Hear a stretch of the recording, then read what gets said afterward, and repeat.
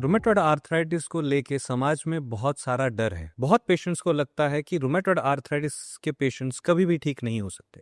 इसमें कितना सच है, आइए जानते हैं। मैं हूं डॉक्टर सुशांत शिंदे और रुमेटोलॉजी इंडिया से हमारी कोशिश है कि आप तक रुमेटोलॉजी के बारे में सही जानकारी सही वक्त में पहुंचे, ताकि आप और यदि आपके घर में किसी और को रुमेटिज्म है तो वो सही उपचार ले सकें। इस चैनल को ज़रूर सब्सक्राइब करें और इसको शेयर करें अपने फैमिली मेम्बर्स के साथ।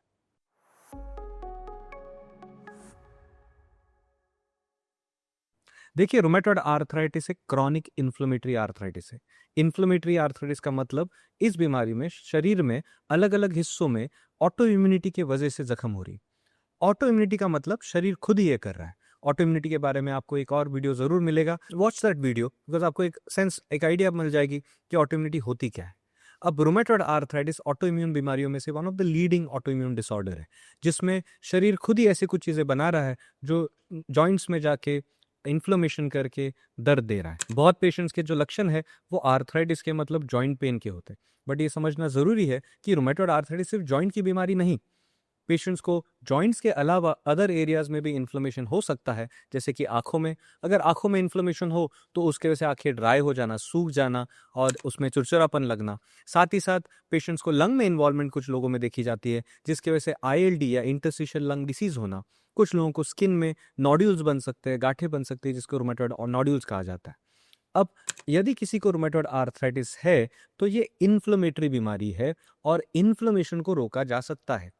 हम ऑटो इम्यूनिटी को नहीं बदल सकते। इसका क्या मतलब है? ऑटो इम्यूनिटी मतलब शरीर की एक तरह से मानो प्रकृति है। शरीर की एक टेंडेंसी है कि वो खुद को ही अटैक कर रहा है। इस टेंडेंसी को अभी तक साइंस पूरी तरह से नहीं समझ सका, तो इसलिए हम इस टेंडेंसी को रिवर्स नहीं कर पाएंगे। बट इन्फ्लेमेशन इस ऑटो इम्यूनिटी की वजह से होने वाली जख्म है और इन्फ्लेमेशन को रोका जा सकता है। अगर सही मात्रा में सही तरीके से एंटी इन्फ्लेमेटरी दवाइयाँ दी जाए तो जो इंजुरी हो रही है वो रुक सकती है। ये कुछ इस तरह से है मानो कहीं आग लगी है। हम भले ही ना जाने कि आग किसने लगाई हो, हम आग बुझाना जरूर जानते हैं।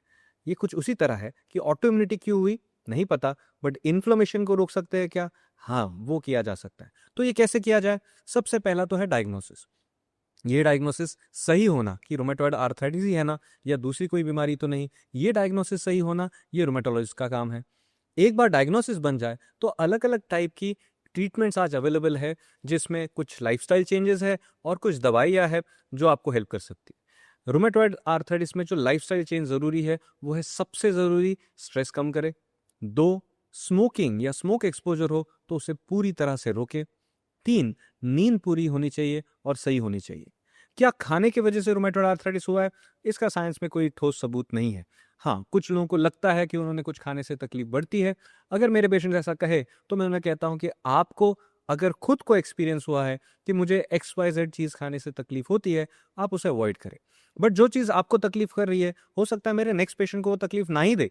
तो from my side scientifically correct कोई एडवाइस नहीं कि आप XYZ चीज़ नहीं खा सकते।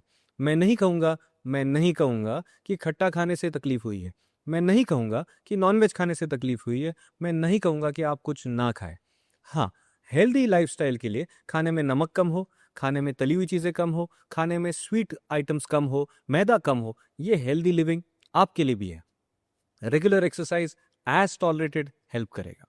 बट साथ में आता है रोल दवाइयों का। दवाइयों में हम ब्रॉडली कह सकते हैं कुछ पुरानी दवाइयाँ हैं जिन्हें कन्वेंशनल डीमार्ट्स, डीमार्ट्स मतलब disease modifying anti rheumatic drugs, तो कन्वेंशनल डीमार्ट्स है। और नई दवाइयाँ हैं, एडवांस दवाइयाँ, जिसमें आते हैं बायोलॉजिक्स और जैक इनहिबिटर्स। जो कन्वेंशनल दवाइयाँ हैं उनमें सबसे ज़रूरी दवा है मीथोट्रिक्सेट। और भी नाम है जैसे कि लेफ्लुनोमाइड, सल्फासालाजीन, हाइड्रोक्सीक्विन, इगोराटिमोड। और जो एडवांस दवाइयाँ है, नई दवा है, उनमें आते हैं बायोलॉजिक्स, जो टारगेटेड थेरेपी, टारगेटेड का मतलब जो इम्यून सिस्टम का पार्ट ओवर एक्टिव है। One of them that we know is TNF, tumour necrosis factor. तो उसके अगेंस्ट दवाई दी जा सकती है, जिसको एंटी TNF कहा जाता है। बायोलॉजिक्स एडवांस ट्रीटमेंट्स है, बट ये सारे इंजेक्शंस है और एक्सपेंसिव है, इसलिए इंडिया में ओवरऑल यूज कम रहा है, but they are definitely very good treatment options. And जो नई दवा है उनमें से एक टैबलेट आ चुकी है जिसे जैक इनहिबिटर ग्रुप कहा जाता है। अगेन, जैक एक ऐसा मॉलिक्यूल है जिसको बंद करने से इन्फ्लेमेशन कम किया जा सकता है। और जैक इनहिबिटर्स में जो इंडिया में आज बहुत कॉमनली यूज हो रहा है वो है टोफेसिटिन। इन सारी दवाइयों में, ये तो बहुत सारे ऑप्शंस है एक्चुअली, कौन सी दवाई की ज़रूरत आपको है ये आपके डिसीज़ एक्टिविटी पे निर्भर करता है। किसी को अगर बहुत ज़्यादा एक्टिव डिसीज़ हो और प्राइमरी दवाइयों से बात ना बने तो उन्हें शायद एडवांस दवाइयों की ज़रूरत पड़ सकती है, but most of the patients can get a very good disease control by the primary line of medicine. तो फिर आता है वही सवाल जिससे हमने शुरुआत की थी, क्या पेशेंट ठीक हो सकते हैं?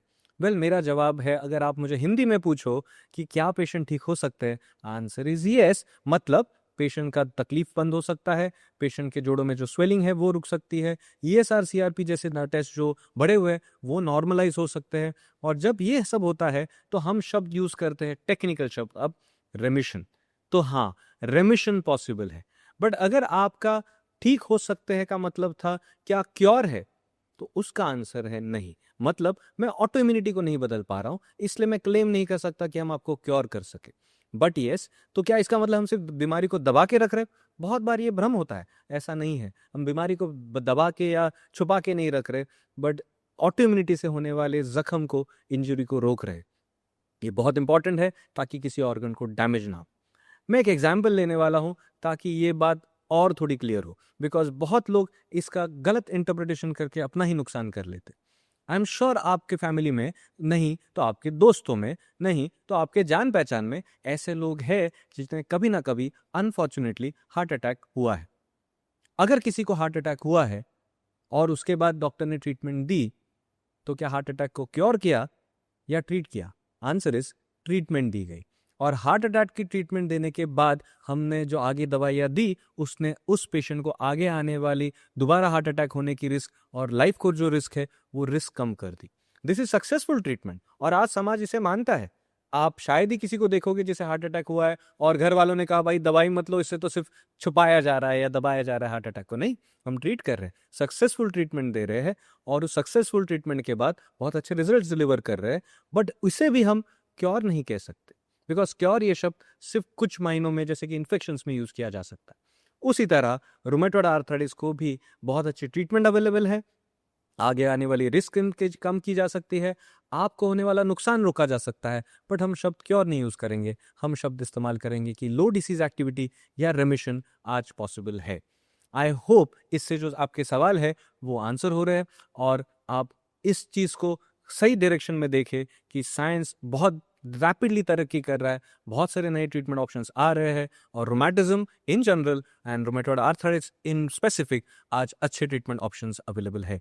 इस ऑप्शन को समझने के लिए अपने रोमेटोलॉजिस्ट को मिले, और अगर आपको नहीं पता कि आपके नज़दीक रोमेटोलॉजिस्ट कहाँ है तो हमें लिखे, we will give you the reference of someone near to you. I hope this helps. नमस्कार, जय हिंद।